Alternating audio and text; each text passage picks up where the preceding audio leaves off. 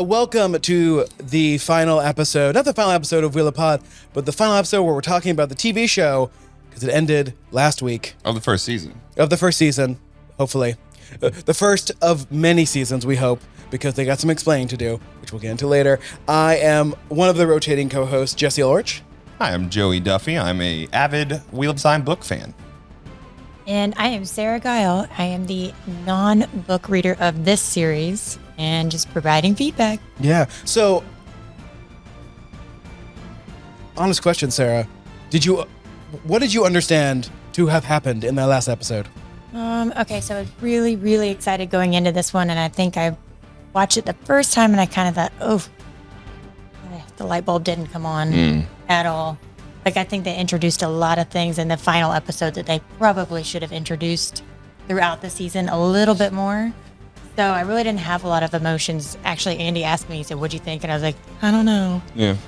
I don't know. So I do understand the first season, or the first scene was really important, but I didn't know when, who, and what the significance was.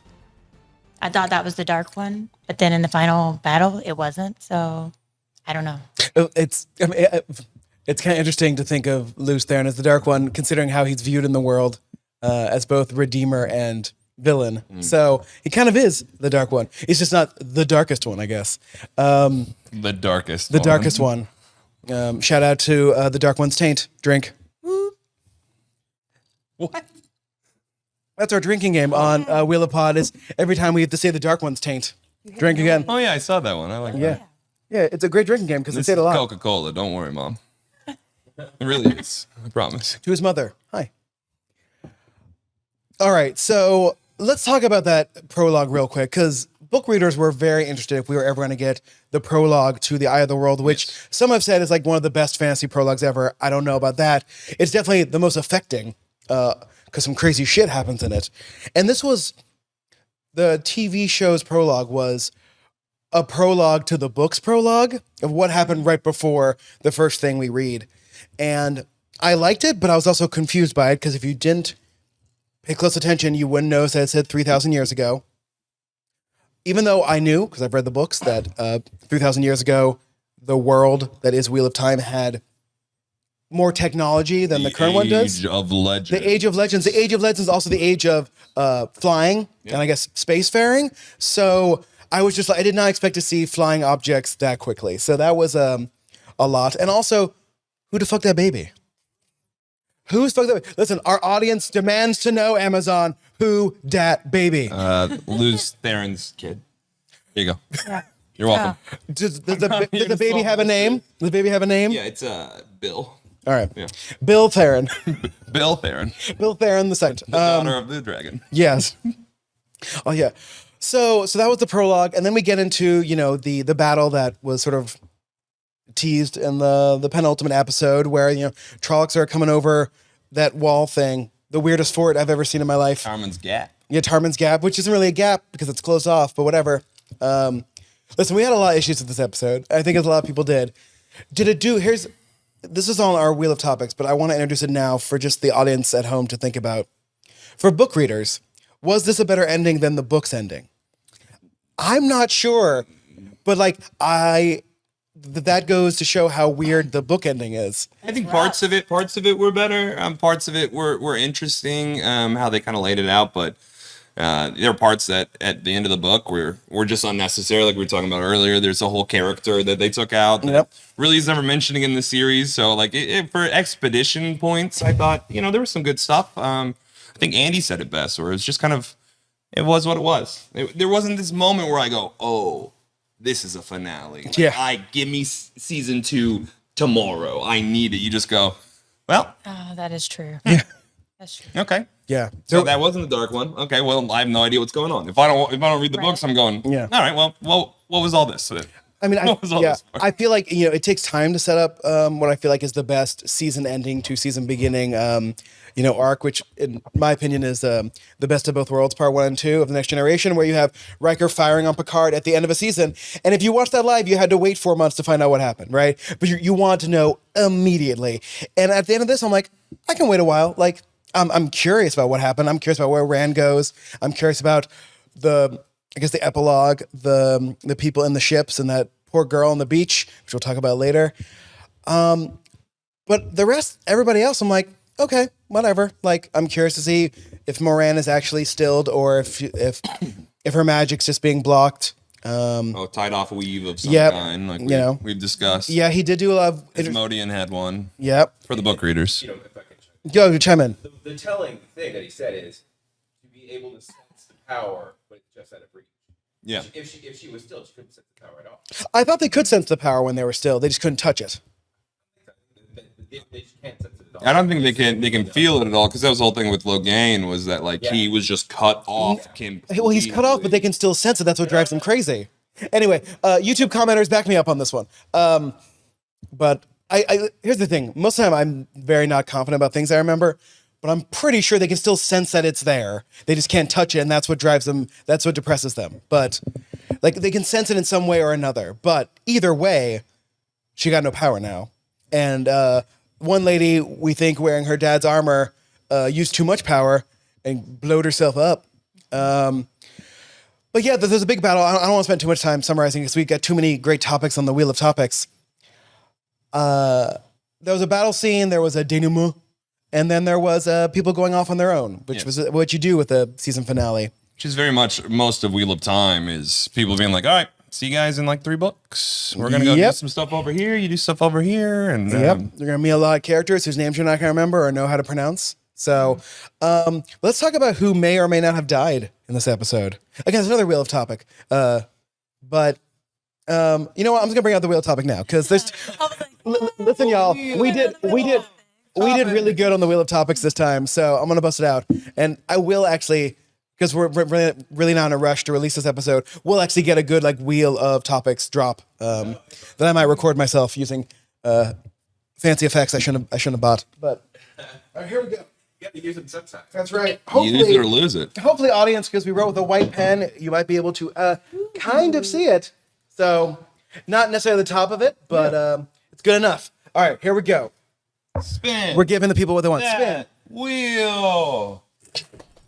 Wheel of Topics. Min story. All right, Min. You know, I've been pleasantly surprised with Min. I think that her casting is right on the money. She's sarcastic, she's funny, she's, sassy, and I think I'm excited to see where she goes, especially as things begin to change in her story. Making her a bartender. Not giving away too much. Yeah, making her a bartender, I think, is a perfect book tweak because being a bartender is a perfect job for her. Just her personality and the skills that she has. As one of the many people who are getting skills that disappeared a long time ago that aren't necessarily one source based. One source adjacent. Yeah. Can't she actually channel? No. So she, like Perrin's wolf skills, are things that are magical but are not the source connected directly. They're not intentional drawing on it. They have like access behind the veil of to some powers. There's a bunch of characters throughout Wheel of Time where you'll be like, well, this guy can levitate. Doesn't explain why, but that's just what he can do. Yeah, for example, They put her in the scene though where they said anybody who can channel needs to stay. That's true. They did do that, and she's like, "I'm getting the fuck out of here." Yeah, she's like, "I'm gonna bail." Well, I mean, what's she gonna do? Stand there and be like, "Oh, this guy's about to die. Yep, he died. Oh crap, that guy. Yep, he died too." Yeah. Be getting the fuck out. I didn't know she could because the way they shot her specifically in that scene. Yeah, she's like, "Yeah, I'm not staying. I know what happens." Well, but here's the thing. She has to go to Camelin. She's busy. Yeah, listen, a lot of people got to go to a lot of cities that I'm guessing we're not going to see, which I'm okay with. So, again, I've just restarted reading book 2, and literally they've already gone through 3 empty villages. I'm like, Jesus Christ, guys, like, just hurry it along. But that's one of most people's complaints with the first book for the non-book readers is that it does pick up a bit after the first book. The first book was very much Robert Jordan trying to perfect, I think, his world building, which, he does eventually. I mean, but a lot of it is spent like, hey, we're walking. It's very much Lord of the Rings. If you haven't read Lord of the Rings in a while, there are chapters of just it's Lord of the Rings, but longer. Yes, walking hungry. Listen, everyone's hungry. Everyone's, I will say though, Lord of the Rings doesn't have like 4 I would say, unnecessarily long books where nothing happens that they just have to write off later. But, I mean, the Silmarillion. well, I'm just saying. all right, wow. boring. Hot take. Silmarillion, not important. All right. Listen, Yeah, hold I didn't say not important. I just said boring. on. Okay. Well, we're going to get some Tolkien fans making some very, very well-written clapbacks to you on that, I assume. Well, sure. There's a lot of people also think like the Plato's books are exciting as well. Yeah, So, like some are going to respond in Elvish, some in the dwarves' language, which is very Semitic, as I've learned. One thing about the Age of Legends, how cool is it that they fucking made up the old tongue? Yes, Age of Legends. So in the prologue, Beautiful, they I are thought. speaking a language referred to as the Old Tongue. God forbid they give it a name that we couldn't pronounce. So thank you, Just the Old Tongue. both Robert Jordan and the show for just calling it the Old Tongue, because I can say that. I don't know if it's the same guy who invented Dothraki or the Belter Creole from The Expanse, but I hope it is that guy. Didn't we talk about it? That they had did? the episode thing on it. Yeah. Is it that guy? Yeah, A different guy? it was a female. Oh, all right. But there are 4 different languages that they've created. Oh, really? What? Because I mean, if the Sean fan have their own. Yeah. Yeah. They have their own language. So yeah, so there are lots of languages, not as many as in other fantasy stories, but enough. Well, they had to create probably the hand talk for the maidens at Spear, which we'll keep a brief preview of with Rand's mama. Again, so far I would say that's definitely one of the best prologues I've ever seen. That is So- probably the scene. Yeah, agreed. Oh, yeah, Where yeah. if you're not a fan before that scene, you go, wait, is this because the book 1 is not an action-packed book, Imagine if that but was the very first scene of That's the what show. that's what we said last week. I was like, I wish, like, for marketing's sake, you would have put that as the Yeah, first and- episode just to get all the viewers. Yeah, and I understand why they saved it, because the first episode, again, not a fan of the first episode of the show. I think the first and this finale were both kind of like, okay, Yeah. sure, Yeah. But 2nd through 7, you're like, oh, this is fun. Yeah. Okay, I mean, listen, we're not gonna fully summarize the episode just because, like, if you're watching this, you watch the episode. We're off topic So, but let's spin the wheel again, because I would like to get to who's did. Wheel of Spins. I went the wrong way. Let's try it again. Wheel of Spins. Dream? Okay. So in the Wheel of Time books, there is a place. It's like the Dream World. It's got It's an unpronounceable name. That's how you pronounce it. And What was that? okay, Tarantulan. say it again. Tarantulan. Thank you. Tellerramian. Tellerramian. Come on the mic and say that. It's Tarantulan. Tellerramian. Tarantula. It's the name of it. Any hoozle. We think a couple times in this first season we have seen the Dream World. We think. It's Yeah. either the dream world or it's some sort of kind of weave of illusions that is then cast over the unconscious mind. I just have one request of the showrunners is like any fantasy or sci-fi series, you have to give us a visual dictionary for when things are not real. Makes it misty. Yeah, like we need some mistiness, like a blue tint, like the something. white light on the flashbacks in Lord of the Rings, or it's Yeah, or like lens flares, anything. Like Colin J.J. Abrams, if you need, give us something. That's about to say, yeah. So we know, even though there's no clear surfaces for the lens flares to come, that'd make it even better because then you know it's magic. That So would be cool. Give us more lens flares. Never thought I'd ever say that. And you But- you have to have some sort of differentiation as we go Yeah. forward because so much of the book, especially later in the book, takes place. I swear there's in entire the books that dream take place in the world. dream world. I mean, Sarah, as a non-book reader, what did you think of Rand was seeing?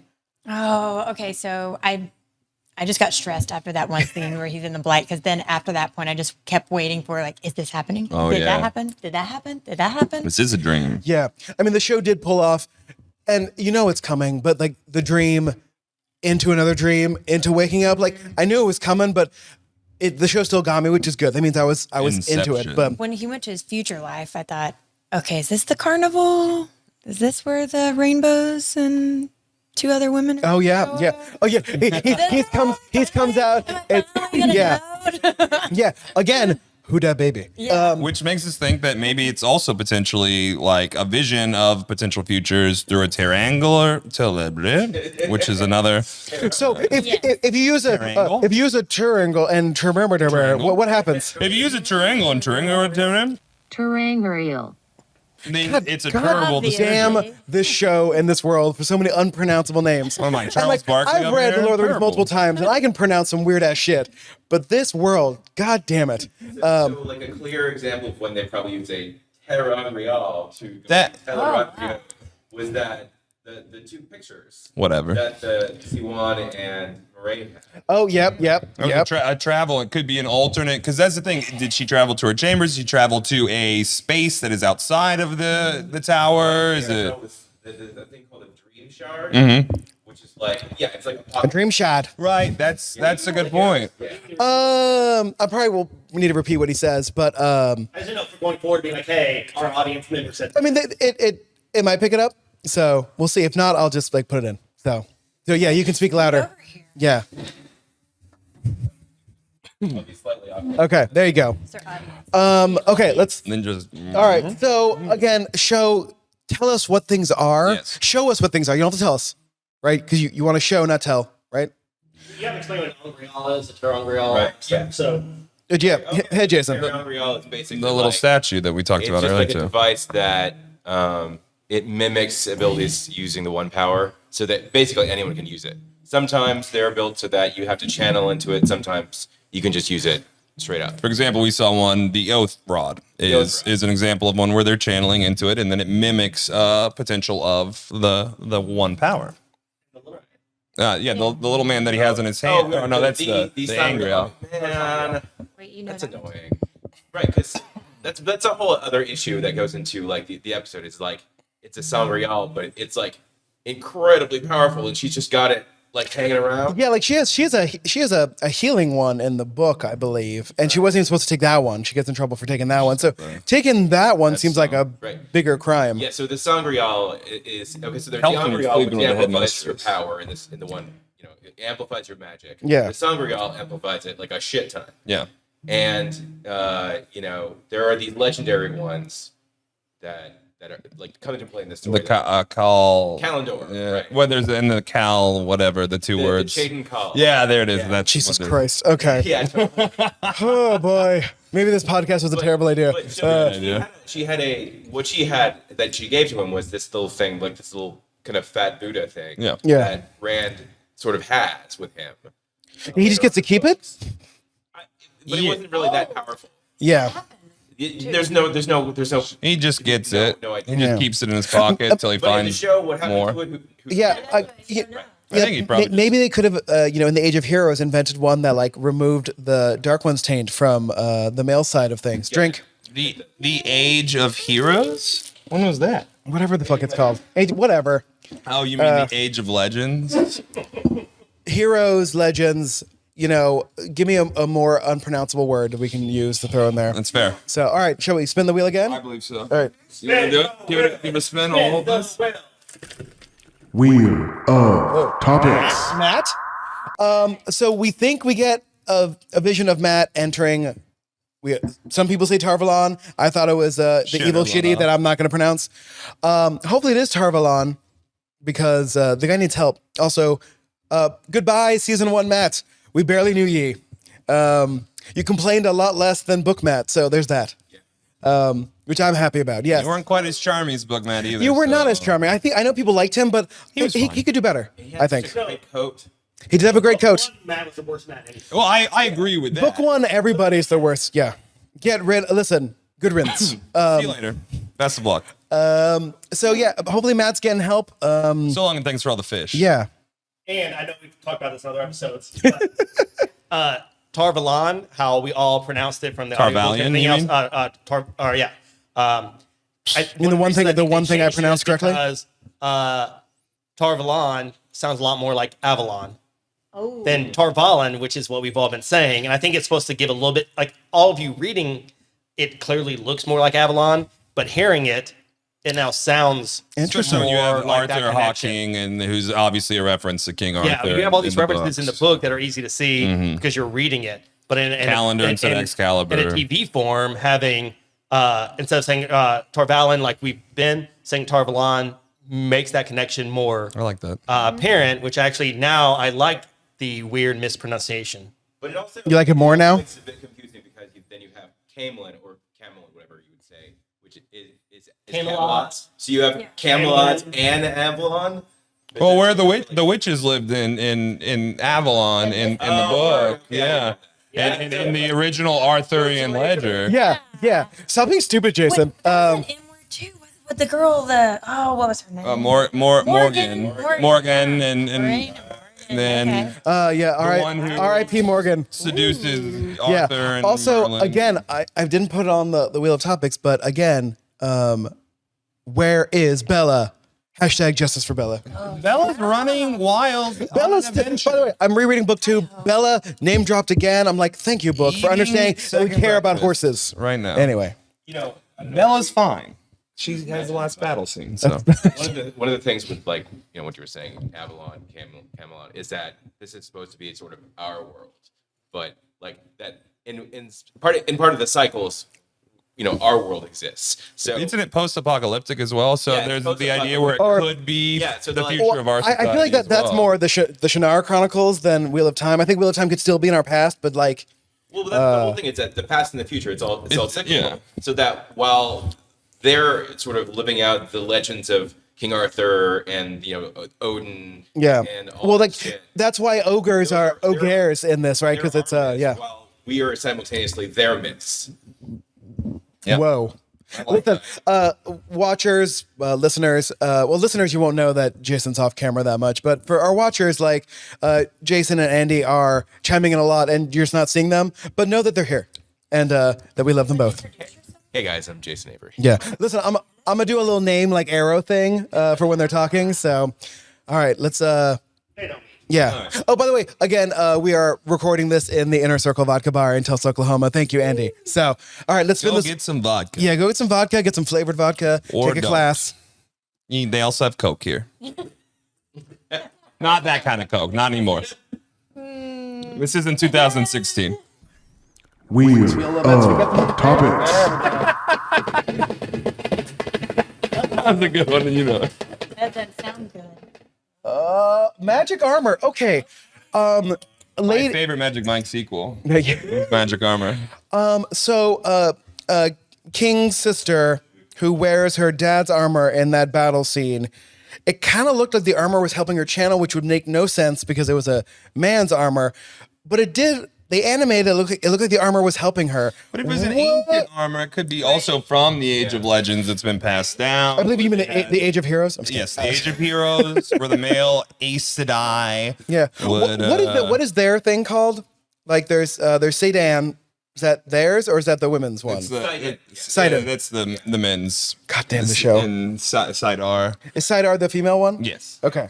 Yes. So magic armor probably Yeah. is the thing, and that would make sense why an accepted then could, because they make a big deal that she spent years at the tower but never reached the full sisterhood. So she could have been in the tower for 30 years and accepted, learning all these things, and just wasn't powerful enough till she put on the armor and stole 2 of the most powerful channelers in history's power as well. Yeah.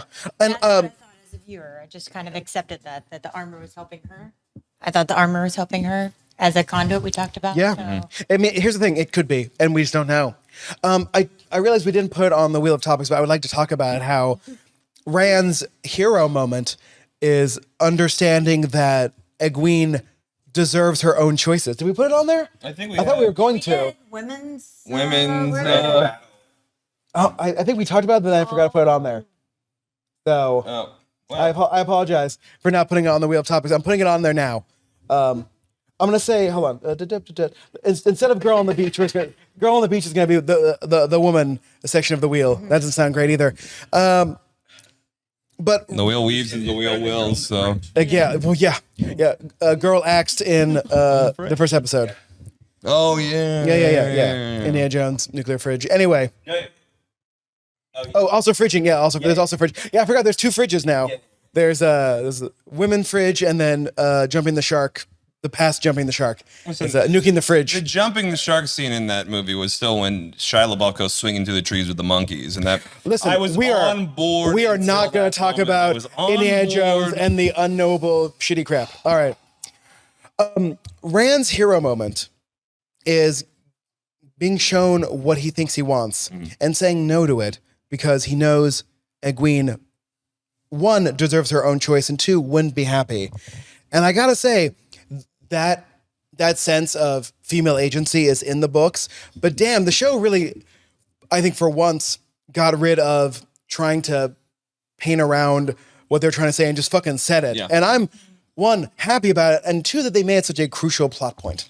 So I just want to, we've been shitting on the show for a while now, so I wanted to give the show props about that. Because I thought that was really nice. Been shitting on the show. I love the show.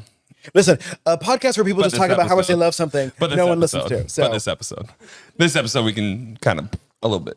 I thought that was a really good point too, as well. That it was like the fate of the world depended on a young man in his 20s being able to get past his wants and to allow, especially that's not a common thing in fantasy books, especially Fantasy in real life. real life. Let's stay into the hypothetical fun worlds where with horror and death but it's at least we have magic. Yeah. Unpronounceable names. I thought that's a really good point that Robert Jordan made a point of in the books, and I think the show is echoing very well of it's not like these women are powerful characters. They're not plot devices, or it's not all based on like, oh, this woman's kidnapped and I have to go rescue her, even though that happens several times in the book to several women, but several men get kidnapped too and have to be rescued. I thought that was a really cool scene. It was just like you have the power to take whatever you want, and God knows when I was 20, if I had the power, I would already be on the Dark Ones team when I was 20. Yeah, like again, my future dream would not have been a house in the mountains with kids. Yeah. Necessarily, It'd be but me owning the Mayo Hotel and living there by myself and just sitting on the roof going, Lots of ladies. peasants. yeah. So, Lots of ladies. so Sarah, as the non-book reader here, like, did you think that was it too much? Was it like hitting it over the head, or did you think it was organic and I thought earned? it was organic. I did think it was kind of funny with the wisdom, that whole talk, because the roles were totally reversed, where he was like, I love you, and she was like, but I have to go do things. I have to go. And it was pretty much the male role usually, like, where she's still pining and he's like, I have to go. But in that version, it was totally reversed. Oh, with Lan and Nynaeve. Yeah. And which was another really beautiful moment. I think they did really well of showing these strong warrior men, but also that they're affectionate and they're kind. And I think, in the Aragon, like, kind of stereotypical character of like, he's sensitive, but he'll also kill you and everyone if you mess with his friends or whatever. And I thought that was a really beautiful moment. Like, I will hate anyone you choose, but I will love them if they make you happy. Oh, that was beautiful. And I thought that was a really beautiful moment. Yeah, that was good. I think that was nice writing. That was yeah. Oh yeah, that's a straight line, and it's one of the ones, like, I think they've done a good job of keeping some of the lines that are really That exact line stuck was in my the head. book. Yeah. Yeah. They've done a really good job of taking lines from the books that are almost in different scenes and then using them, and I feel like more appropriate settings. So good job, showrunners and writers there. Right, it's doing a good job. Yeah. So overall, again, thank you. Listen, I give Wheel of Time a lot of shit for lots of different things, but thank you, Wheel of Time, for giving us female characters who talk. So thank you. and talk about more than just the men in their lives. Listen, the book passes the Bechdel test very quickly. Yes. So, even though women do talk about men a lot, but men also talk about women a lot in the Wheel of Time. There's a lot of pining. Kind of like real life. Yeah, like I said. People. It improved some on the books by the women. There's a lot less braid tugging and skirt smoothing. Yeah. Oh, only once per.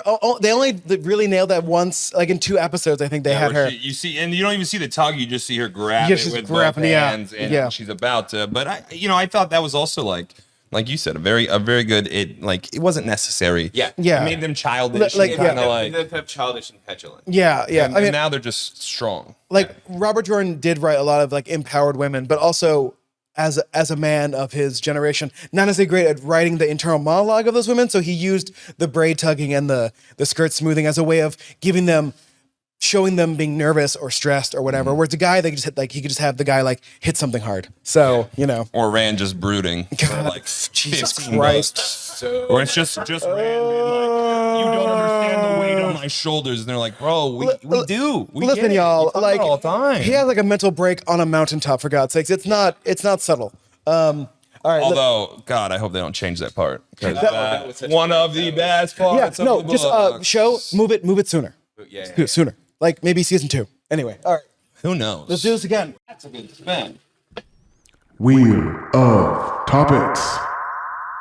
Nope, magic armor. Guys, play again. Rand's battle. Rand's battle. Okay. Yeah, more like Rand's staring contest. Really, is love. And that's the problem with magic. Like a lot of times, it just wasn't there a sword fight in the book originally? Like they fight. They actually fought because Lan had been teaching. No, that's two.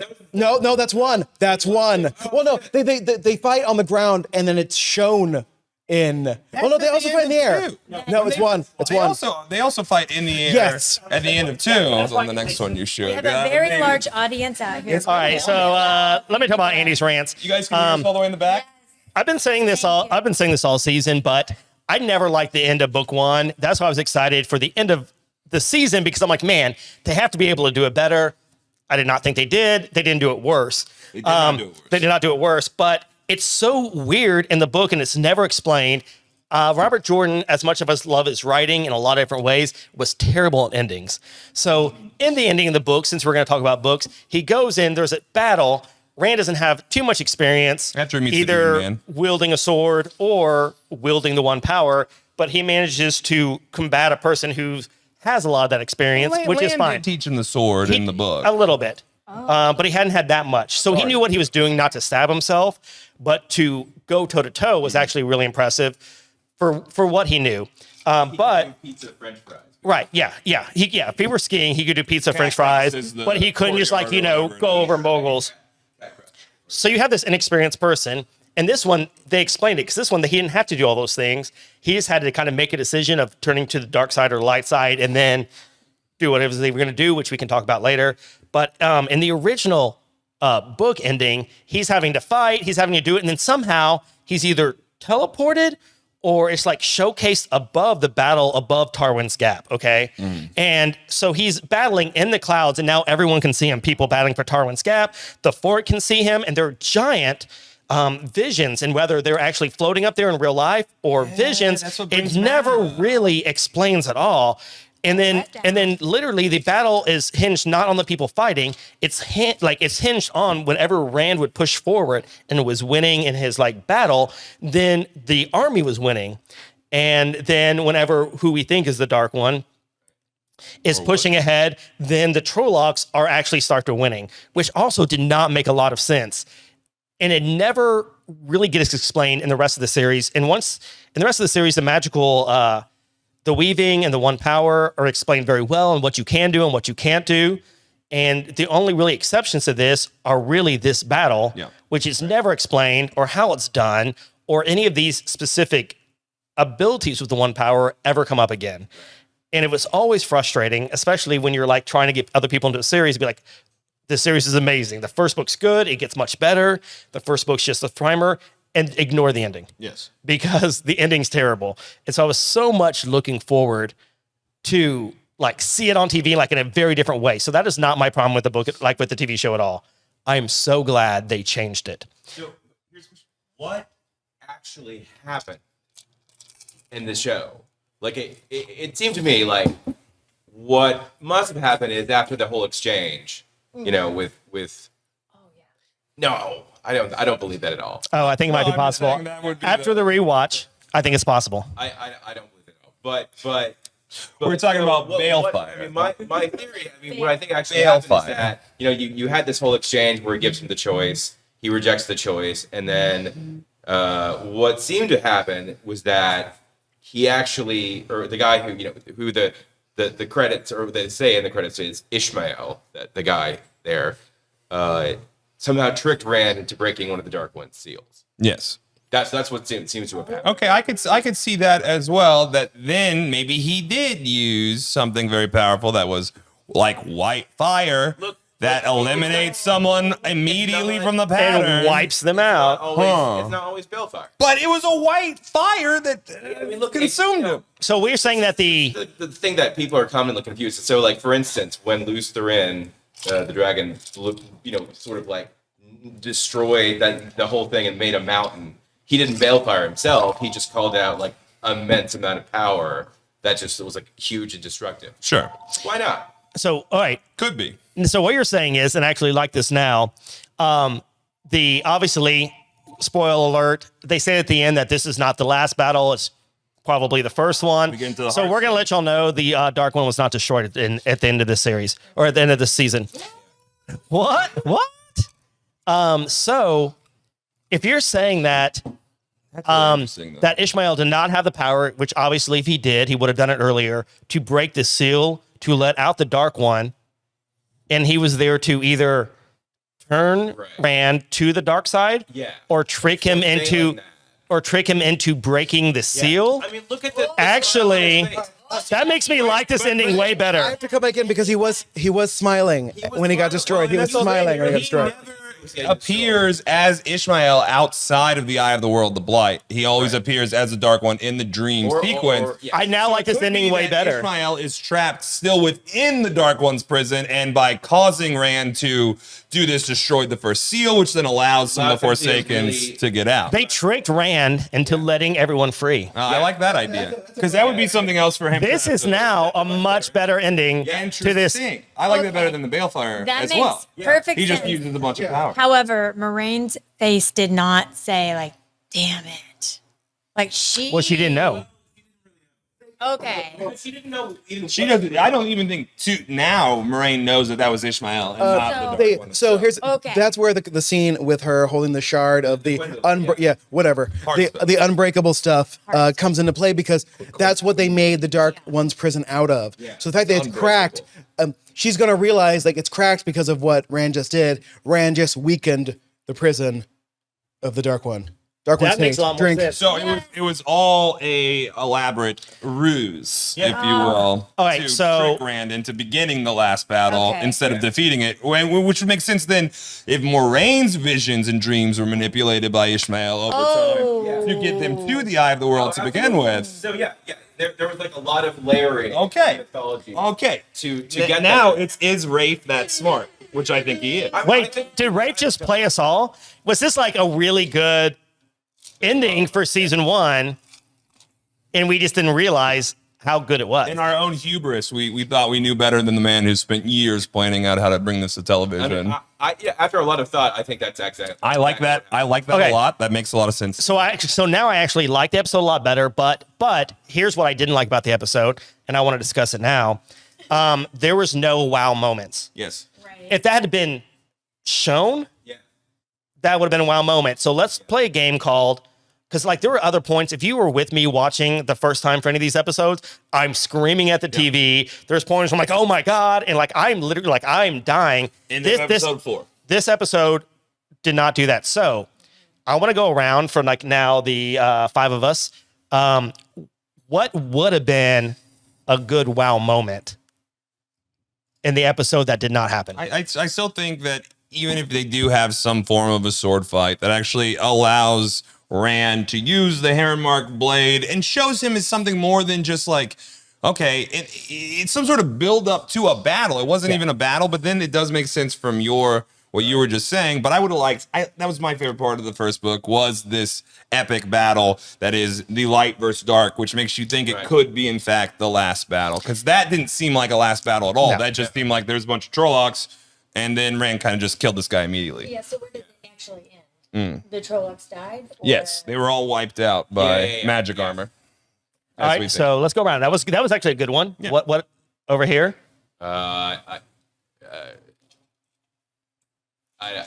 I mean, I think Rand needed more of a moment.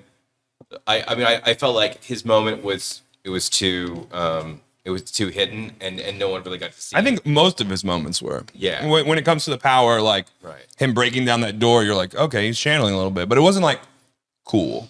Yeah. Even when he threw that and, you know, Trolloc in the way, you're like, so I know. Yeah. Logically, it makes sense that when the women, the circle that they join and nuke the Trollocs, it makes sense that they would have Lady whatever her name was run it. But if Egwene and Nynaeve had more of an active role, I think that would have been like a lot stronger. or what we were talking about, you were talking about earlier with the women who were called to stay and fight. Okay, yeah. So this is my should have been a wow moment. It wasn't. We got to see the men go out and fight, but this is, the Borderlands. Not only are the men always prepared, but the women are always prepared to die to the last person. Like it's taught into them, it's bred into them. And when all the men go off, you see the women protecting everything. You see the women like arming these giant, ballistas. Yeah. You see them do it. I would have loved it where it seemed almost too easy. And I know they had to do like a ton of power and everything else, but just visually, for them to destroy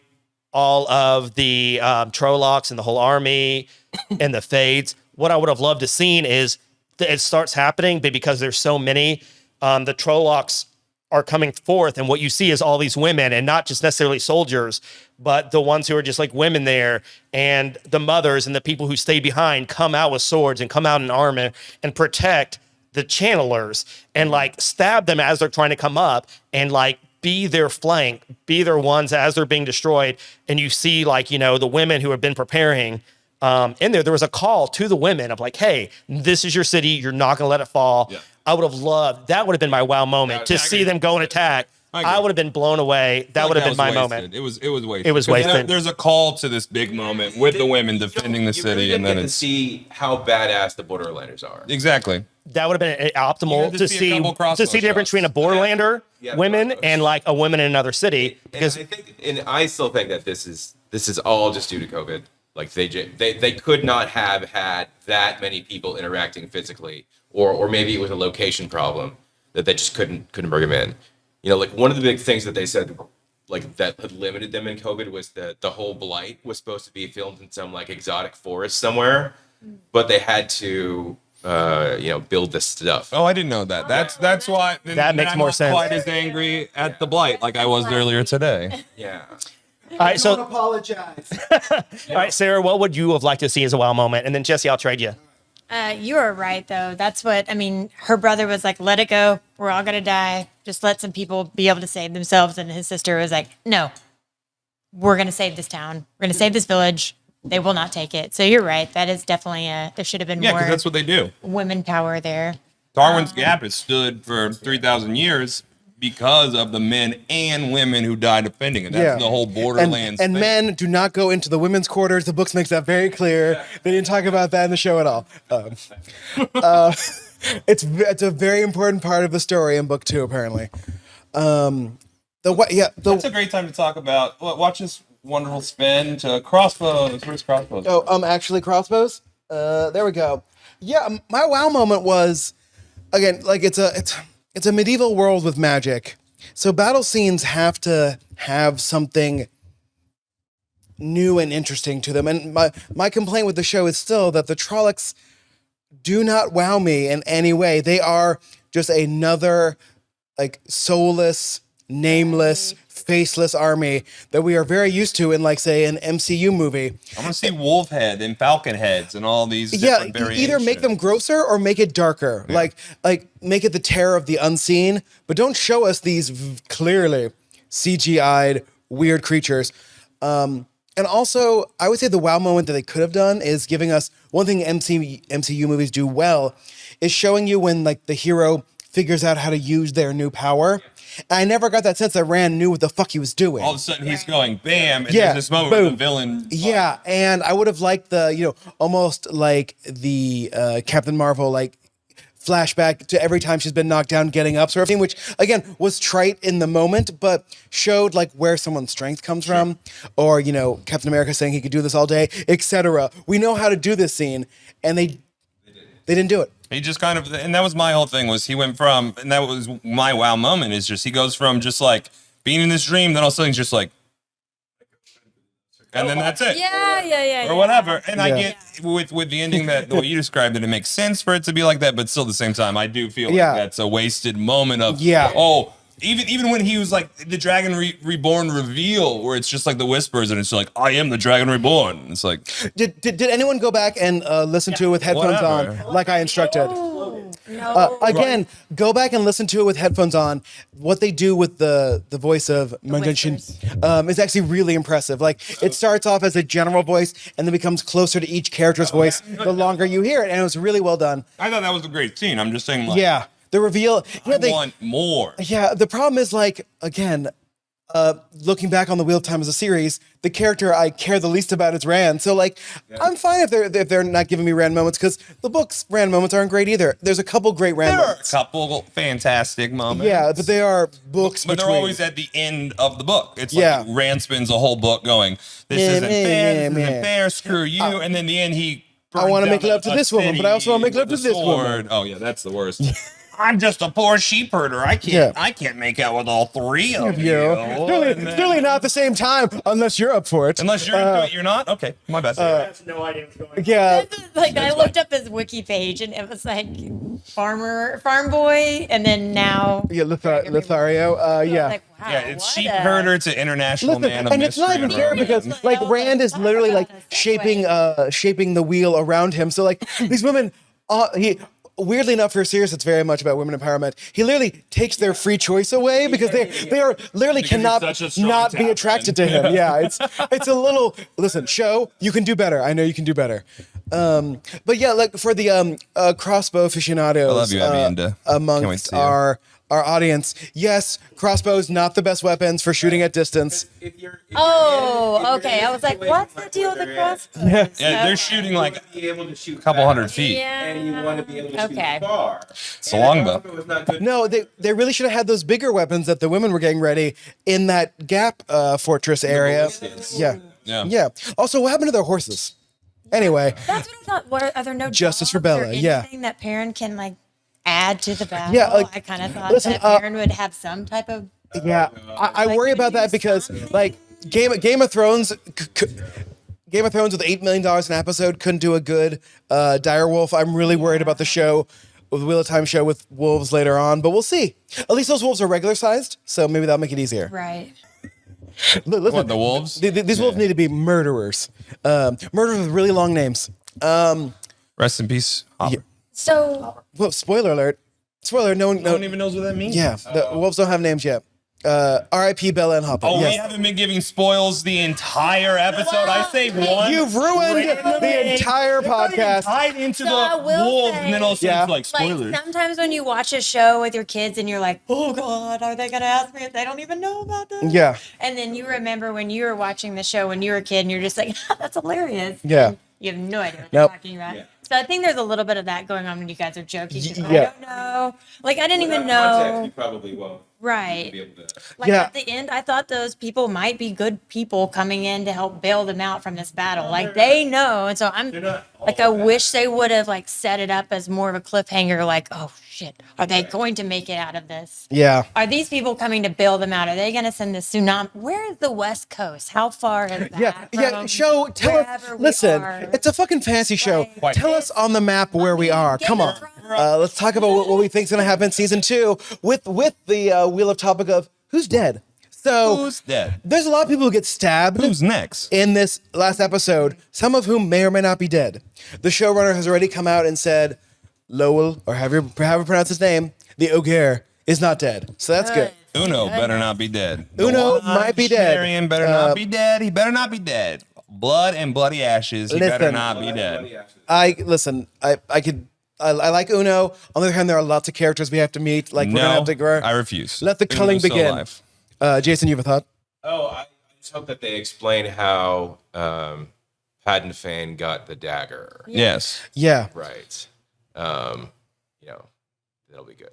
yeah. It's weird the Fades are already answering to him, even though that sort of happens in the books. But But look, huge upgrade on Padden Fane for the books. Yeah. He's just fantastic. what did you call it? What did you call him earlier? Like a poor man's Gollum, basically. Nice. In the books for sure. Yeah. He just becomes a creature. It's like fucking Deagle. Yeah. That's a shout out to my Lord of the Rings fans out there. Anyway, Deagle was the cousin that Smeagol killed at the thousands of years ago. Anywho, We all have seen the movie. We know. Yeah. Both Yeah. villains. All right. the extended A editions. big improvement. It's the only edition. so far. I agree. So Sarah, Hopefully Bella's not yeah, dead. Sarah, who do you hope is still alive? Definitely the Ogier. The Ogier, yeah. Ogier. He just has a lot of stage presence. You He love does. him. He is the Chewbacca of this group. You want him to make it. Yeah. You want to see him again. The wisdom has to be involved.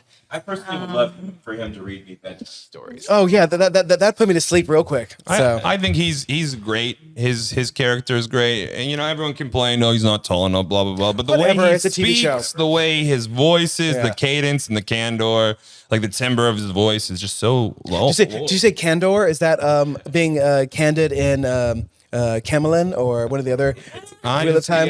The Bottle City. I'm allowed to make up Candor, words. yes. From Superman. There you go. My Candor. grandma said I could make up whatever I wanted to in this life. and Well, so, listen, words. Yeah. But from the show point of view, you have to have viewers. You can't. We do have podcasts now. We have YouTube. We have things where you can go to Twitter, but there's not a lot happening on Twitter for the show just yet. I've looked. So unless I want to watch it by myself and then not have anybody to talk to, they have to keep people like him Yes. in the show so that everybody can watch the show. And so I hope he makes it. I hope the wisdom makes it. Who else did we lose then? Who's going to take over? Or Yeah, like did the king die? The king got a spear through the chest, but I mean, they don't But have it- a I don't know if it was baby. through They the don't have a chest or if it's kid. just- yeah. It could have just stuck into the Yeah, front of everybody- it. No one knows. You've been roasted alive, but then you come back to life. Like you said, And Game then of so Thrones maybe rules you can- until you see Yeah, the to see body, the body, yeah. laid out Yeah. and buried. Not even laid out Yeah. anymore because Jon Snow. Like, true. I want to see them in the ground and the main character is crying over the lumps of dirt, and then I will accept Yeah, that maybe unless they're someone dead. says, regards from the Lannisters. I don't think anyone's dead. So, all right. Well, we've been going for 55 minutes, so I think we're good.